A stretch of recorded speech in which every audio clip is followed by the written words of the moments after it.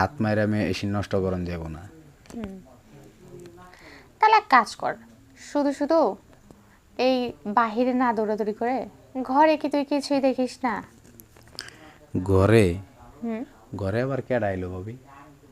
বাবা, এই তো বললি আমারে দেখলে পর্যন্ত তোর ভালো লাগে না, আমারে দেখলে পর্যন্ত তোর হচ্ছে ছটফট করে। অন্যরকম হ্যাঁ, মনে চায়, ভিতরে ছটফট করে। ছটফট করে।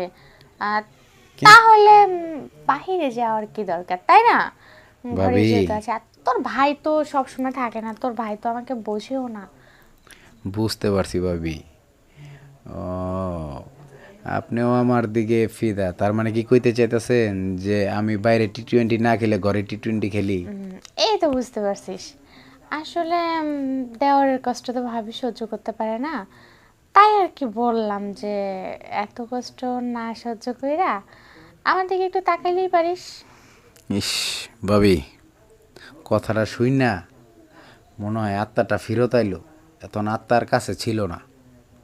ইস, আমি যে কি একটা যন্ত্রণা থেকে বাঁচছি।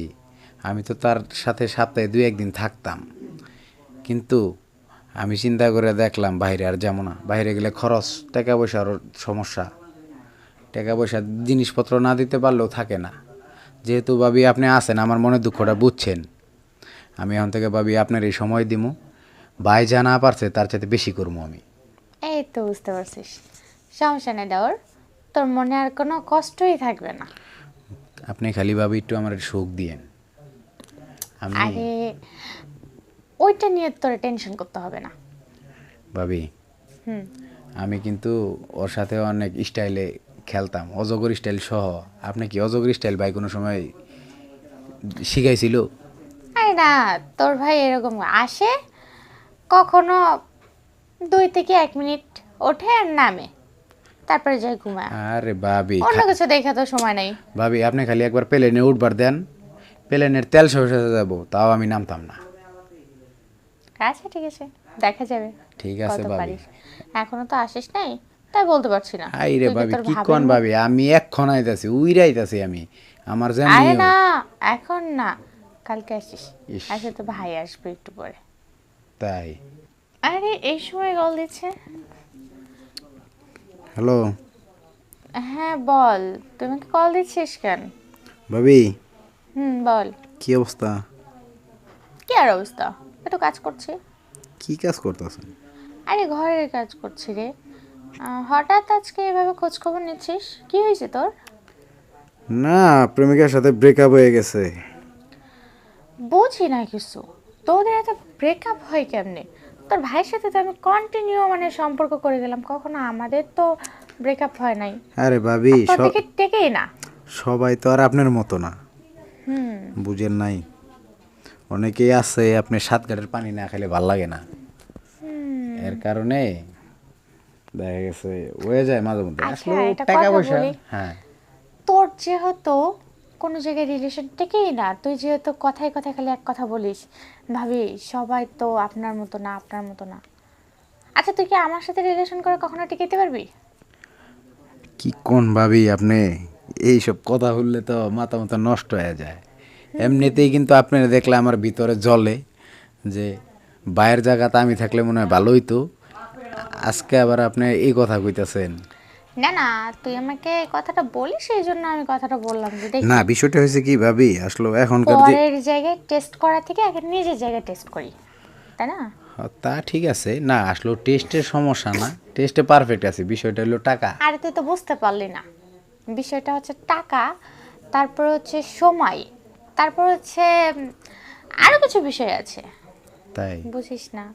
না, হয়তো টাকা পয়সা নাই দেখেই বেশিরভাগ দেখি যে ব্রেকআপ হয়ে যায়। আমি না, অনেকেরই ব্রেকআপ হয় একমাত্র এই টাকার কারণেই।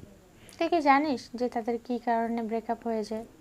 না, অনেকের থেকে শুনছি যে টাকা পয়সা নাই দেখে ব্রেকআপ হয়ে গেছে। হ্যাঁ, টাকা পয়সা না থাকলে তো গার্লফ্রেন্ড থাকবে না, কারণ হচ্ছে ফুচকা খাওয়াতে পারবি না, ঘুরতে পারবি না, শপিং করে দিতে পারবি না, মেয়েরা কিন্তু থাকে না, ভাবি কিন্তু সব আমার তো, মেয়ে তো এক হয় না, তাই না? আপনি তো জানেন যে ভাবি আমার ইনকাম নাই, ঠিক আছে, লেখাপড়া করতেছি, তো এই সময় আমি যখন যা ডিমান্ড করে তা কি দেওয়া সম্ভব? আরে তাও ব্রেকআপটা হয়েছে কী কারণে জানেন ভাবি? কি কারণে?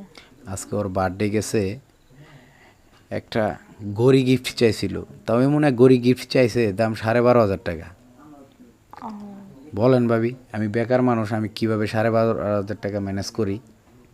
তো আমি বলছি যে 300 টাকা দামের একটা গড়ি এটা দেই। 300 টাকা দামের গড়িটা লয়ে গেছি, আমার জিজ্ঞাসা করতে এটা কয় টাকা, আমি কইছি দাম দিয়ে কি করবেন, এর দাম দিয়ে কি করবা? পরে কয় না একটু শুনি। পরে কয় এই গড়ি তো 300-400 টাকার উপর হইব না। তো আমি কইছি ভালোবাসা তো 300-400 টাকা অনেক বেশি। কয় না আমার আরও দামি গড়ি লাগবো, তুমি যদি দামি দামি কোনো জিনিস গিফট না করতে পারো তাহলে আমার সাথে রিলেশন রাখার দরকার নাই। কয় আমি টাকাওয়ালা ছেলের সাথে রিলেশন করবো, এরকম গরিব ছেলেদের সাথে রিলেশন করবো না।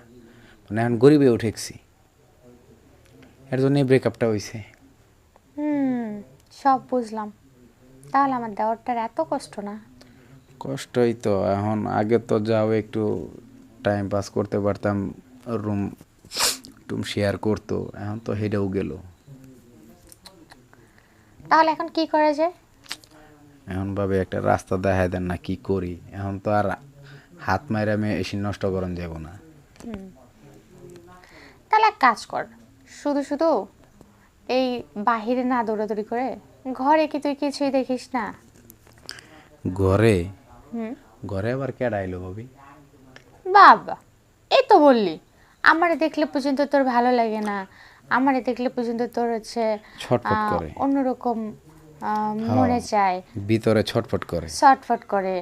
আর তাহলে বাহিরে যাওয়ার কি দরকার, তাই না? ঘরে ভাবি যেহেতু আছে, আর তোর ভাই তো সবসময় থাকে না, তোর ভাই তো আমাকে বোঝেও না। বুঝতে পারছি ভাবি। ও, আপনিও আমার দিকে ফিদা, তার মানে কি কইতে চাইতেছেন যে আমি বাইরে টি-20 না খেলে ঘরে টি-20 খেলি? এই তো বুঝতে পারছিস।